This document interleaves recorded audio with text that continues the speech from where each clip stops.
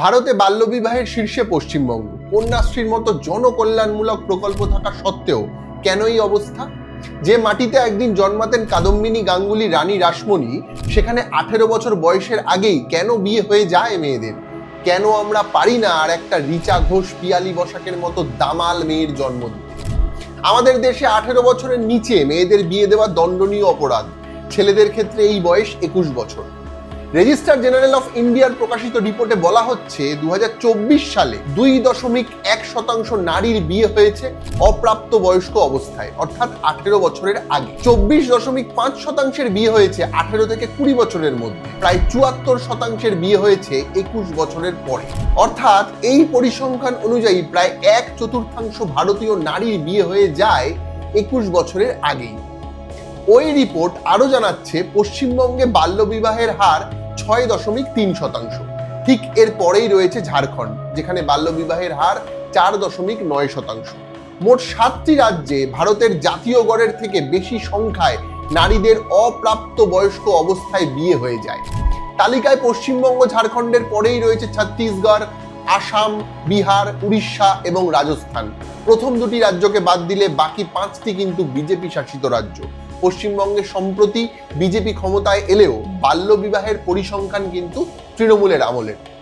অন্যান্য অনেক ক্ষেত্রে প্রশ্ন তোলা গেলেও এই তালিকায় কিন্তু ভালো জায়গায় রয়েছে উত্তরপ্রদেশ।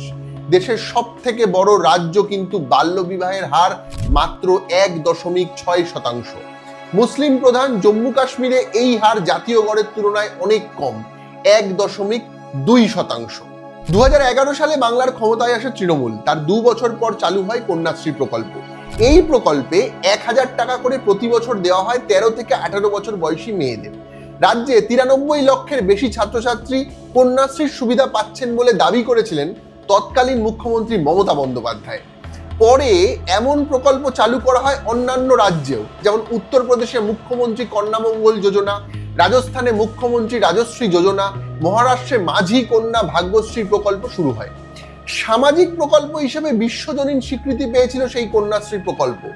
এছাড়া পশ্চিমবঙ্গ সরকার রূপশ্রী প্রকল্প চালু করেছিল, যেখানে মেয়েদেরকে বিয়ের জন্য 25,000 টাকা করে দেওয়া হচ্ছিল।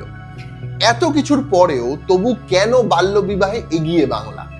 যেখানে ইউরোপের বাইরে প্রথম নবজাগরণ, দেশের সব থেকে বহুল চর্চিত মহিলা মুখ্যমন্ত্রী যেখানে দীর্ঘদিন ছিলেন, সেখানকার মেয়েরা কেন দেশের মধ্যে সব থেকে পিছিয়ে? বিশেষজ্ঞরা জানাচ্ছেন বাল্যবিবাহের প্রধান এবং মূল কারণ হলো গ্রামীণ এলাকায় মানুষের হাতে কাজ না থাকা। 100 দিনের কাজের মতো জনমুখী প্রকল্প বন্ধ হয়ে যাওয়ার পর থেকে গ্রামীণ অর্থনীতিতে এক ভয়ঙ্কর কর্মহীনতা তৈরি হয়েছে। এর ফলে পরিবারে যিনি উপার্জন করতে পারেন এমন ব্যক্তিরা ভিন রাজ্যে চলে যাচ্ছেন। ফলত এই পরিস্থিতিতে বাড়িতে নাবালিকা মেয়েদেরকে রেখে যাওয়ার ক্ষেত্রে নিরাপত্তা এবং সুরক্ষার অভাব বোধ করেন অভিভাবকরা। বামফ্রন্ট সরকার যেখানে গ্রামীণ অর্থনীতির ওপর জোর দিয়েছিল, কুটির শিল্প করেছিল, মহিলাদের জন্য একটার পর একটা প্রকল্প করেছিল, সেইখানে একটা কিন্তু ভাটা পড়েছে। পড়াশোনার শেষে একটা চাকরিও ছিল সেই যুগের বাংলায়, আজ সেসব ম্লান। শুভেন্দু অধিকারীর নেতৃত্বাধীন বিজেপি সরকার ক্ষমতায় এসেছে পশ্চিমবঙ্গে। এসেই সরকারি বাসে ভাড়া মুকুব করেছেন অগ্নিমিত্রা পাল। কাদম্বিনী গাঙ্গুলি, ইলা মিত্র, স্বর্ণকুমারী দেবীর ভবিষ্যৎ প্রজন্ম কি তাহলে আরেকবার নতুন ইতিহাস লিখবে, নাকি আমরা আবারও বাল্যবিবাহে ভারতবর্ষের সমস্ত রাজ্যের তুলনায় এগিয়ে যাব? উত্তর সময় দেবে।